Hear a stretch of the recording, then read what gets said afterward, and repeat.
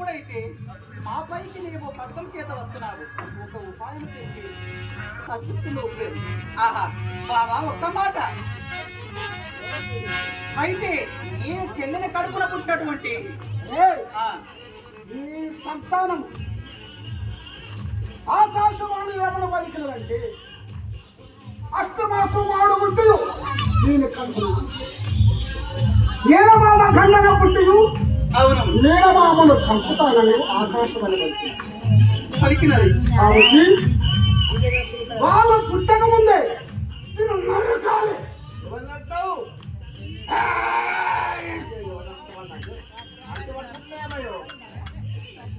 దేవకిని దేవకిని ఏదో నమ్మితే దాని నమ్ముతాయి.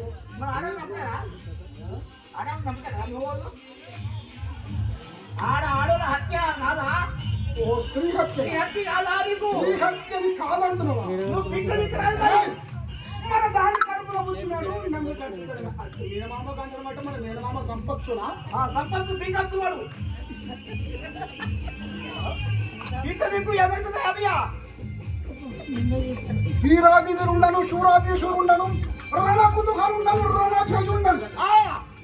నన్ను సొంత మనగాడు ఎవడురా? ఇవ్వలేడురా.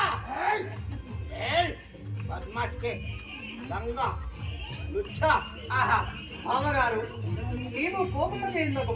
నేను ఒక ఆలోచన చేసినాను. ఏమి ఆలోచన? స్త్రీ చంపులకు ఈ చిల్లును చంపినా కూడా ఈ లోపులెంత తోడబుట్టే చిల్లలు చంపుకున్నాను దుర్మార్గుడు అని నిన్ను అంటారు. కాబట్టి ఒక్క మాట, ఏమి మాట? నేను నీకు అభయం ఇస్తున్నాను. అదేమి మాట? అట్టి చెలువైన మీరు బావా, ఒక్క మాట. ఏమి మాట? మాట నాకు ఇవ్వను. నీకు ఏమి మాటనంటే తోడబుట్టే చిల్లెను చంపే బదులు ఆ దేవకి గర్భమాసమున ఎంతమంది కొడుకులైనా బిడ్డలు ఎంతమంది పుట్టినా కూడా ఈ కరవాలముకు నేను బలి ఇస్తాను గాని నా భార్యను విడిచిపెట్టు. ఈ గర్భవాసము ఎంతమంది కుమారుడు జన్మించినా రక్తపుత్రుడు తెచ్చి కలవారం ఆత్మ చేస్తావా? అవును, ఎంతమంది పుట్టినా నీ కరవాలముకు బలి ఇస్తాను. ఓరి వసుదేవ,